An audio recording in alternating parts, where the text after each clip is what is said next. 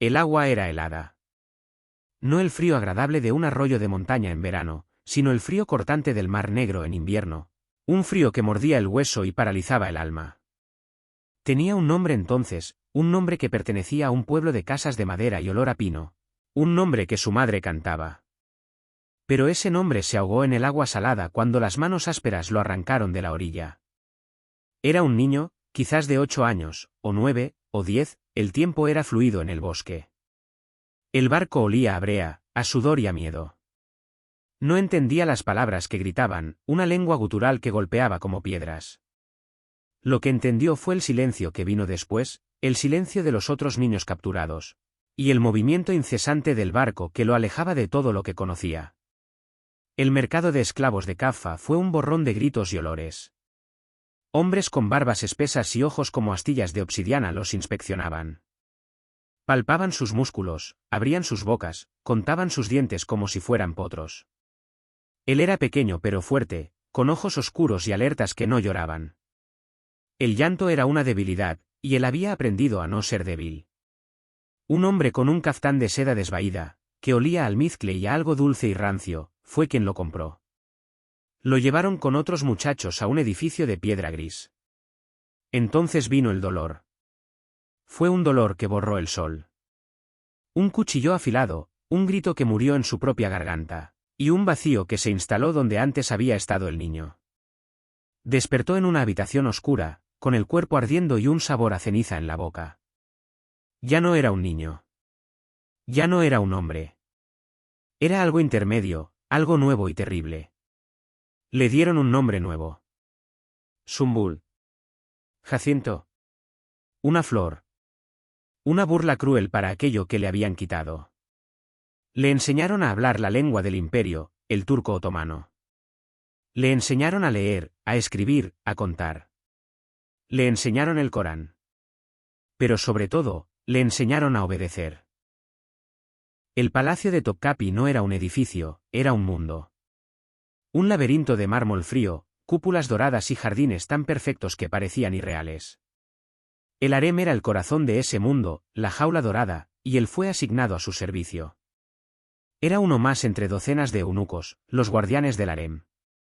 Vio por primera vez al Kizlar-Aas, el Aa de las doncellas, el eunuco jefe. Un hombre imponente, con una piel tan oscura como la noche y un poder que eclipsaba al de muchos visires. Zumbul comprendió de inmediato la verdadera jerarquía. El sultán era el sol, pero el Kizlar-Aas era la luna que gobernaba la noche del harem. Los primeros años fueron una lección de invisibilidad. Aprendió a caminar sin hacer ruido sobre las alfombras persas. Aprendió a ver sin ser visto, a escuchar sin parecer que oía. El harem era un océano de susurros, de sedas perfumadas, de celos tan espesos que se podían cortar con un cuchillo. Las mujeres, las carilles, las concubinas, las esposas, las sultanas, eran hermosas, pero también eran prisioneras y estrategas. Jugaban un juego mortal por el favor del sultán, y sus armas eran la belleza, la astucia y, a veces, el veneno. Zumbul era observador. Vio cómo una favorita caía en desgracia por una palabra equivocada. Vio cómo una esclava sin nombre ascendía por una mirada afortunada. Aprendió la política del pañuelo, el significado de cada color de vestido, el poder de un rumor plantado en el oído correcto. Él no tenía ambiciones de poder, al principio. Solo tenía el deseo de sobrevivir.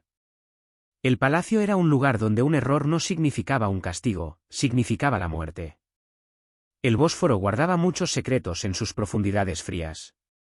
Sirvió bajo el sultán Bayezid, y luego bajo el temible Selim el Severo. Vio la sangre y la conquista. Pero su mundo era el harem. Con el tiempo, su agudeza fue notada. No era como los otros eunucos, muchos de los cuales eran brutos o simples mensajeros. Zumbul era inteligente. Sabía leer el estado de ánimo de una sultana solo por la forma en que fruncía el ceño. Sabía cuándo hablar y, más importante, cuándo callar. Su ascenso fue lento pero constante. Dejó de limpiar los suelos de los baños, el hammam, y pasó a supervisar a los sirvientes menores. Luego se le confió la gestión de los suministros del harem, las sedas de Bursa, los perfumes de Damasco, las joyas. Esto le dio poder. Controlaba el lujo, y el lujo era el aire que respiraba el harem. Las mujeres empezaron a buscarlo. Una palabra suya podía asegurar un mejor atuendo, una mejor habitación, una mirada favorable de la valide sultán, la madre del sultán. Él aceptaba sus pequeños sobornos, una moneda de oro aquí, un pañuelo bordado allá, pero nunca comprometió su lealtad al palacio. Su verdadera lealtad era a la estructura, al orden que lo había salvado del caos de su infancia. Entonces, el sultán Selim murió, y el trono pasó a su hijo. Suleimán. El mundo entero contuvo la respiración. Este nuevo sultán era diferente. Joven, culto, ambicioso. El palacio se llenó de una nueva energía. Sumbul A'a, ahora un eunuco de rango medio, observaba con su habitual cautela. El harén de Suleimán se llenó de nuevas mujeres, traídas de todos los rincones del imperio y más allá. Y entonces, ella llegó. Era parte de un lote de esclavas tártaras, capturadas en Rutenia. Era un manojo de furia y fuego. Pelo rojo como la sangre, ojos verdes como el mar en una tormenta. Gritaba, maldecía, se negaba a comer. Las otras concubinas se reían de ella. Los otros eunucos la golpeaban. Sumbul la observó. Vio la desesperación, pero debajo de ella, vio una inteligencia que ardía con tanta fuerza como su cabello. Se llamaba Alexandra. La valide sultán, Hafsa, madre de Suleimán, ordenó que la domaran o la desecharan. Sumbul vio una oportunidad, aunque no sabía exactamente de qué. Se acercó a ella. Mientras los demás usaban el látigo, él usó la lógica. Le habló en su propia lengua, fragmentos que había aprendido de otros esclavos. «Estás aquí», le dijo, en la quietud de una noche, mientras ella miraba la luna a través de los barrotes dorados. Puedes morir como un animal en una jaula, o puedes vivir como una reina en un palacio. Tú eliges. Ella lo miró, y por primera vez, el fuego en sus ojos no era solo ira, era cálculo. «¿Cómo?», susurró ella. Sumbul sonrió por dentro. «Aprende. Aprende el idioma. Aprende las reglas. Aprende al sultán». Él se convirtió en su maestro. Le enseñó turco. Le enseñó las costumbres. Le enseñó a caminar, a bailar, a mirar. Le dio un nuevo nombre, Hurrem. La risueña. Fue su primer acto de creación, y el más peligroso. Él, un simple eunuco, estaba moldeando a la que podría ser una favorita. Era una apuesta colosal. Hurrem aprendió más rápido de lo que él jamás había imaginado. No solo aprendió las reglas, aprendió a torcerlas. Cuando Suleimán la vio, quedó hechizado. Sumbul observó desde las sombras cómo la esclava rusa pasaba de ser una concubina más a ser la favorita indiscutible, la Aseki. Y con el ascenso de Hurrem, ascendió Sumbul. Ella lo convirtió en sus ojos y oídos. Él, que ya era un maestro del espionaje, ahora tenía un propósito. Se convirtió en el aa principal de sus aposentos, y pronto, su influencia creció hasta rivalizar con la del propio Kizlar Aas. Sumbul se convirtió en el guardián de la sultana Hurrem. Su vida se convirtió en un torbellino de intrigas. La primera esposa del sultán, Maidebran, y la madre del heredero Mustafa, odiaba a Hurrem con una pasión que quemaba. Sumbul se convirtió en el escudo de Hurrem contra ese odio. Interceptaba mensajes, desbarataba complots. Descubrió el veneno antes de que llegara a los labios de Hurrem. Él no era un hombre cruel por naturaleza, pero el palacio exigía crueldad para sobrevivir, y él protegería a Hurrem, porque la supervivencia de Hurrem era su propia supervivencia. Y luego estaba Pargal Ibrahim Pasha. El gran visir. El mejor amigo del sultán, casado con la hermana del sultán, Atice. Ibrahim era poderoso, brillante, y despreciaba a Hurrem. La veía como una advenediza que había corrompido al sultán. La batalla entre Ibrahim y Hurrem fue una guerra de sombras que se libró en los pasillos de mármol, y Sumbul A'a fue el general de Hurrem en esa guerra. Sumbul A'a desarrolló una personalidad que era a la vez una máscara y una verdad. Era eficiente, a menudo severo, pero también tenía un ingenio agudo, un humor seco que usaba para desarmar. Se movía con un contoneo particular, casi femenino, que hacía que la gente lo subestimara.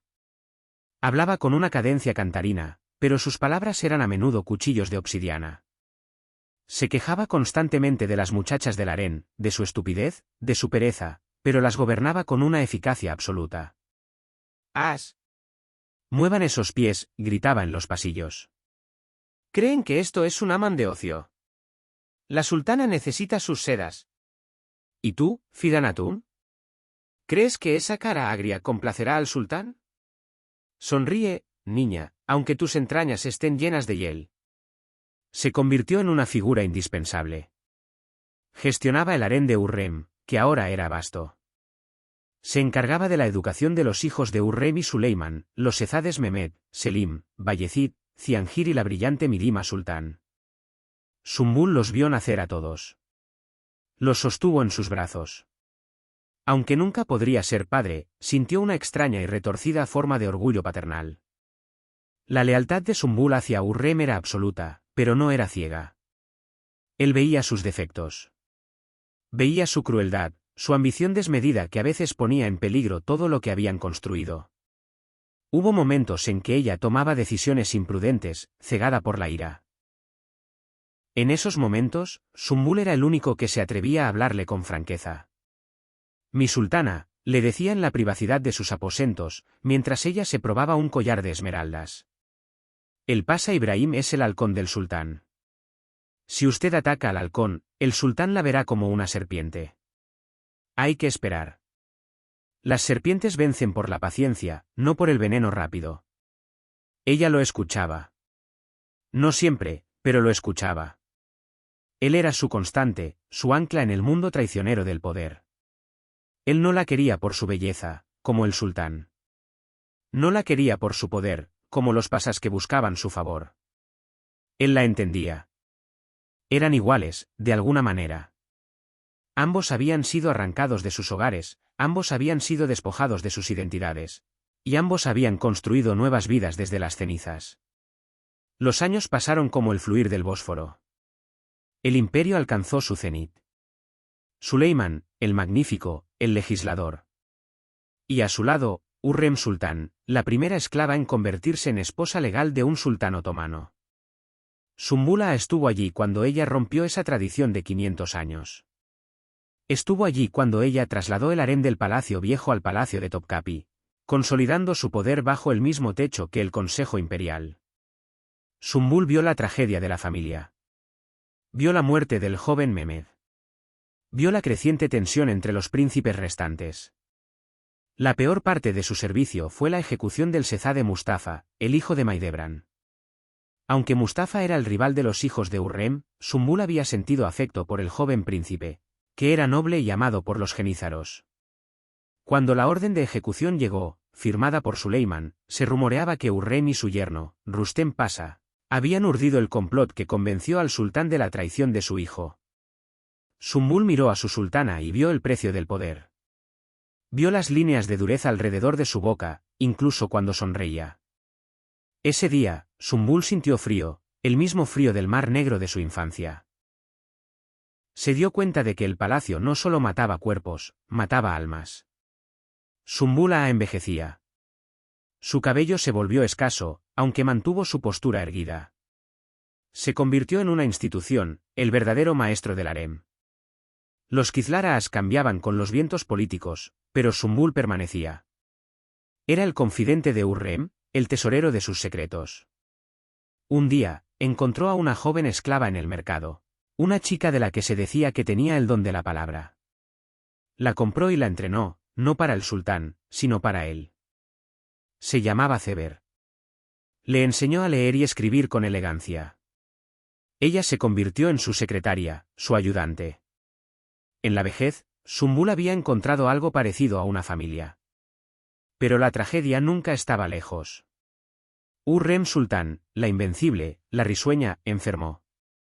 Fue una enfermedad larga y dolorosa que marchitó su cuerpo pero nunca su espíritu. Sumbul estuvo a su lado cada día. Le leía poesía. Le contaba los chismes del harem, tratando de arrancarle una última sonrisa. Sumbul, le dijo ella un día, con la voz débil como el papel. Mi fiel Sumbul.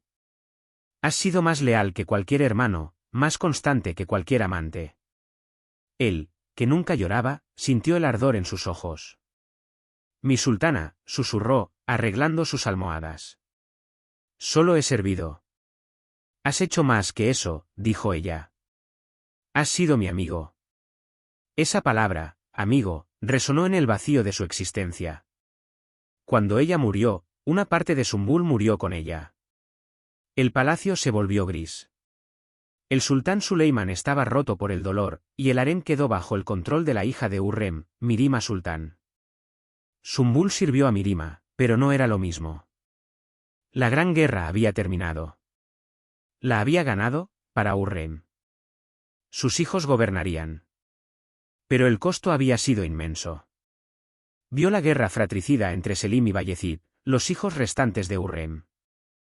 Vio a Bayezid y sus hijos ser ejecutados.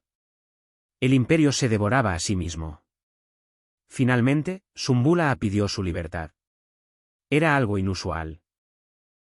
Un eunuco de su rango solía morir en el palacio. Pero Mirima, en honor a su madre, se la concedió. Le dieron una pensión generosa, una casa cómoda en las afueras de Estambul, cerca de las murallas. Por primera vez en más de 50 años, Sumbula era un hombre libre. O algo parecido. Los primeros meses fueron desorientadores. El silencio era ensordecedor. No había campanas llamando a las oraciones, ni gritos de muchachas, ni susurros de intriga. Se sentaba en su jardín, cuidando, irónicamente, sus jacintos. Ceber, su secretaria liberada, se quedó con él, cuidándolo. Pero él estaba inquieto. El palacio lo llamaba. Un día, se vistió con sus ropas más sencillas y fue al mercado de especias. Los olores lo transportaron. Compró azafrán, cardamomo, almizcle. Empezó a visitar el pequeño café del barrio. Los hombres locales lo miraban con una mezcla de curiosidad y miedo. Sabían quién era. Era Sumbula, el eunuco de la sultana Hurrem, el hombre que guardaba todos los secretos del siglo magnífico. Él no hablaba de eso. Hablaba del precio de las aceitunas, del clima, de la calidad del café. Pero sus ojos oscuros, ahora velados por la edad, veían todo. Veía las pequeñas intrigas del vecindario, el comerciante que engañaba en la balanza, la esposa que miraba demasiado tiempo al panadero. Era el mismo juego, solo que en un escenario más pequeño. Encontró una extraña paz. Se dio cuenta de que su vida no había sido en vano. Sí, había sido un esclavo, un ser mutilado, un guardián de una jaula dorada. Pero también había sido el arquitecto de una emperatriz. Había movido los hilos que cambiaron el destino del imperio. Había sobrevivido. Una tarde, mientras el sol se ponía sobre el cuerno de oro, pintando el cielo de naranja y púrpura, Sumbula estaba sentado en su balcón. Ceber le trajo un té de salvia. Él bebió lentamente. Tenía 70 años, u 80, había perdido la cuenta. Ceber, dijo suavemente. Sí, mia, respondió ella. ¿Sabes cuál es el mayor poder en este mundo? Ella pensó. ¿El amor, quizás? ¿O el oro? Sumbul soltó una risa seca, un sonido como de hojas secas. No. El poder más grande es el secreto. Es saber algo que nadie más sabe. ¿Y el segundo poder más grande? Hizo una pausa, mirando cómo las primeras estrellas aparecían sobre las cúpulas de las mezquitas. Es saber cuándo callar. Cerró los ojos, recordando el olor del pino en un bosque lejano, el nombre de un niño ahogado en el Mar Negro, y la risa de una sultana de cabello rojo que había conquistado el mundo. Sumbula, el jacinto del harem, había florecido en la sombra, y aunque su flor se marchitaba, su historia estaba grabada en los cimientos de piedra del palacio, tan indeleble como la sangre y el oro.